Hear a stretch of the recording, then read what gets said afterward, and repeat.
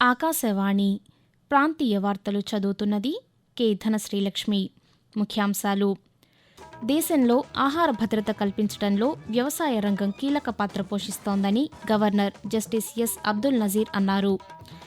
ముఖ్యమంత్రి చంద్రబాబు నాయుడు అధ్యక్షతన సమావేశమైన రాష్ట్ర మంత్రివర్గం 42 అంశాల ఎజెండాపై చర్చిస్తోంది. రాష్ట్రంలో 3 కోట్ల మందికి పైగా క్యాన్సర్ పరీక్షలు నిర్వహించామని వైద్య ఆరోగ్య శాఖ మంత్రి సత్యకుమార్ యాదవ్ వెల్లడించారు. అత్యాధునిక సాంకేతిక పరిజ్ఞానంతో పోలీస్ శాఖను బలోపేతం చేస్తున్నామని హోంశాఖ మంత్రి వంగలపూడి అనిత తెలిపారు. పోలవరం ప్రాజెక్టును పూర్తి చేసి ఉత్తరాంధ్రతో పాటు రాయలసీమకు సాగు, తాగునీరు అందించనున్నామని మంత్రి నిమ్మల రామానాయుడు పేర్కొన్నారు.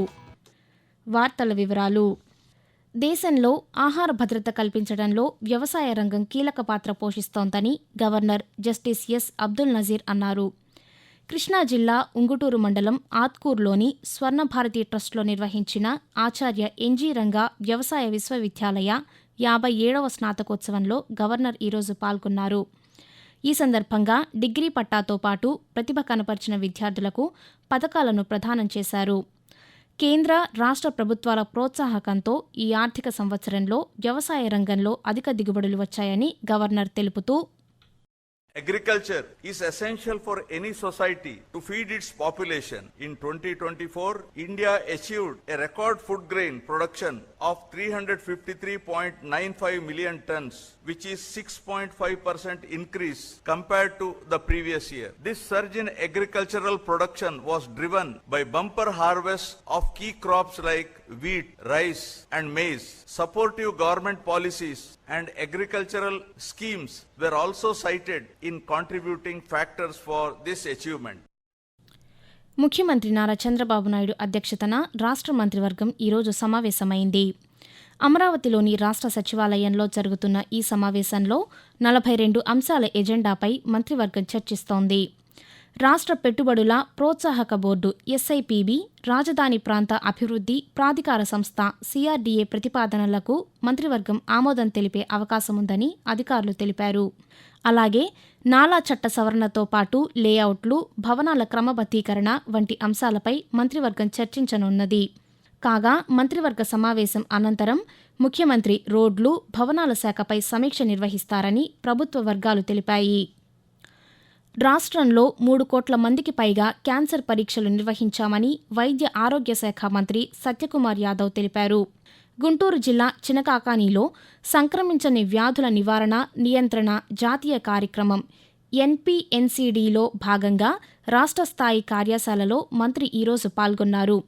ఈ సందర్భంగా సత్యకుమార్ మాట్లాడుతూ, సంక్రమించని వ్యాధులకు నిర్వహించే పరీక్షలపై మరింత అవగాహన కల్పించేందుకు రాష్ట్ర స్థాయి కార్యశాలను నిర్వహించామన్నారు. మధుమేహం, రక్తపోటుతో పాటు దేశంలో ఎక్కడా లేని విధంగా క్యాన్సర్ పరీక్షలు కూడా చేపట్టామని మంత్రి తెలిపారు. అత్యాధునిక సాంకేతిక పరిజ్ఞానంతో పోలీస్ శాఖను బలోపేతం చేస్తున్నామని హోంమంత్రి వంగలపూడి అనిత తెలిపారు. ఏలూరు జిల్లాలోని పోలవరం పోలీస్ స్టేషన్ను ఆమె నిన్న ప్రారంభించారు. మాదక ద్రవ్యాల రహిత రాష్ట్రంగా చేసేందుకు పోలీసులకు ప్రజల సహకారం అవసరమని ఈ సందర్భంగా మంత్రి తెలియజేస్తూ, పోలీస్ స్టేషన్ అనేది అత్యవసరం. పోలీస్ స్టేషన్లో ఇన్ఫ్రాస్ట్రక్చర్ అనేది అత్యవసరం. అదేవిధంగా మీకు సీసీటీవీ క్యామ్స్ కానీ, అదేవిధంగా డ్రోన్స్ ఇన్ఫ్రాస్ట్రక్చర్ కానీ, ఇవన్నీ కూడా ప్రతి పోలీస్ స్టేషన్ నుండి ఒక్కొక్క డ్రోన్ ఉండే విధంగా మినిమం 2 డ్రోన్లు అనుకుంటున్నాం.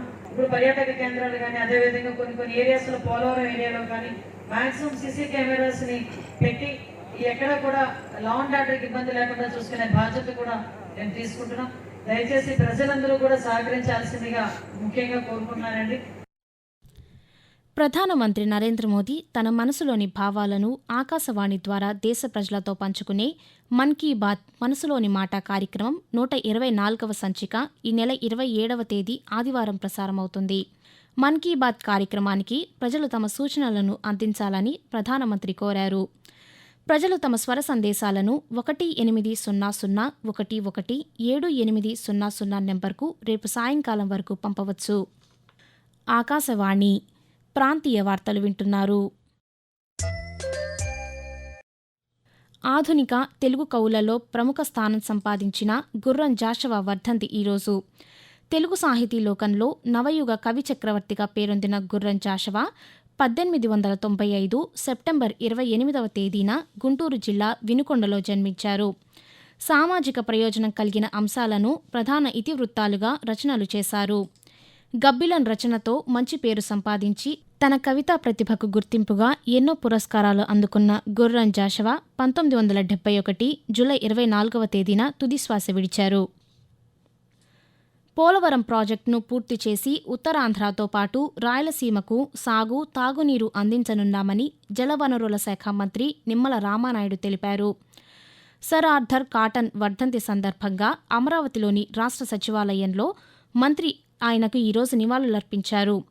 ఈ సందర్భంగా మంత్రి రామానాయుడు మాట్లాడుతూ ధవళేశ్వరం ఆనకట్టతో పాటు ఉభయ గోదావరి జిల్లాల్లో కాలువల నిర్మాణాలకు కృష్ణానది ఆనకట్టకు కాటన్ కృషి చేశారని చెప్పారు. కాటన్ స్ఫూర్తితో గోదావరి వరద జలాల వినియోగానికి ప్రభుత్వం పోలవరం బనకచెర్ల ప్రాజెక్టుకు రూపకల్పన చేసిందని మంత్రి రామానాయుడు వివరించారు. సైబర్ నేరాల పట్ల ప్రతి ఒక్కరూ అవగాహన కలిగి ఉండాలని Andhra Pradesh technology services APTS chairman M Mohana Krishna తెలిపారు. ఈరోజు విజయవాడలోని ఏపీటీఎస్ కార్యాలయంలో నిర్వహించిన పాత్రికేయుల సమావేశంలో ఆయన మాట్లాడుతూ రాష్ట్రంలో ఫైబర్ భద్రతా విధానాలను అమలు చేసే నోడల్ ఏజెన్సీగా తమ సంస్థ వివిధ రకాల సేవలను అందిస్తోందని చెప్పారు.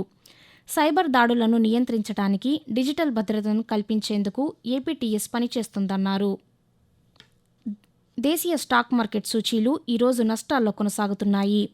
మధ్యాహ్నం 1 గంట సమయానికి సెన్సెక్స్ 583 పాయింట్ల నష్టంతో 82,142 వద్ద ట్రేడ్ అవుతుండగా నిఫ్టీ 166 పాయింట్ల నష్టంతో 25,052 వద్ద ట్రేడ్ అవుతోంది. వాతావరణం. ఉపరితల ఆవర్తన ప్రభావంతో బంగాళాఖాతంలో అల్పపీడనం ఏర్పడే అవకాశముందని అమరావతిలోని భారత వాతావరణ కేంద్రం తెలిపింది. దీని ప్రభావంతో రాష్ట్రంలోని పలు జిల్లాల్లో తేలికపాటి నుంచి మోస్తరు వర్షాలు కురిసే అవకాశముందని వాతావరణ శాఖ అధికారి జి లక్ష్మి తెలియజేస్తూ ఉత్తర కోస్తా ఆంధ్రప్రదేశ్ మరియు యానాము ఈరోజు మరియు రేపు తేలికపాటి నుంచి ఒక మోస్తరు వర్షాలు లేదా ఉరుములతో కూడిన జల్లులు అనేక చోట్ల కురిసే అవకాశం ఉంది. భారీ నుండి అతి భారీ వర్షాలు 1 లేదా 2 చోట్ల కురిసే అవకాశం ఉంది. ఉరుములతో కూడిన మెరుపులు మరియు బలమైన గాలులు గంటకు 40 నుంచి 50 కిలోమీటర్ల వేగంతో వీచే అవకాశం ఉంది.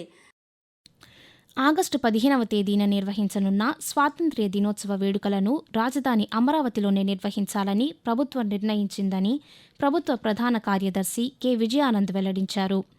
ఇందుకు సంబంధించిన ఏర్పాట్లపై అమరావతిలోని రాష్ట్ర సచివాలయంలో అధికారులతో ఆయన నిన్న సమీక్ష నిర్వహించారు.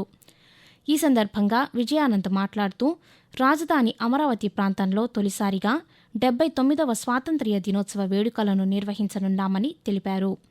రాష్ట్ర సచివాలయం వద్ద వేడుకలను జరపాలని ప్రభుత్వం నిర్ణయించిందని అందుకు అనుగుణంగా ఏర్పాట్లు చేయాలని అధికారులు ఆదేశించారు. ఆకాశవాణి ప్రాంతీయ వార్తలు ముగించే ముందు ముఖ్యాంశాలు మరొకసారి. దేశంలో ఆహార భద్రత కల్పించడంలో వ్యవసాయ రంగం కీలక పాత్ర పోషిస్తోందని governor justice S Abdul Nazeer అన్నారు. ముఖ్యమంత్రి చంద్రబాబు నాయుడు అధ్యక్షతన సమావేశమైన రాష్ట్ర మంత్రివర్గం 42 అంశాల ఎజెండాపై చర్చిస్తోంది. రాష్ట్రంలో 3 కోట్ల మందికి పైగా క్యాన్సర్ పరీక్షలు నిర్వహించామని వైద్య ఆరోగ్య శాఖ మంత్రి సత్యకుమార్ యాదవ్ వెల్లడించారు. అత్యాధునిక సాంకేతిక పరిజ్ఞానంతో పోలీస్ శాఖను బలోపేతం చేస్తున్నామని హోంశాఖ మంత్రి వంగలపూడి అనిత తెలిపారు.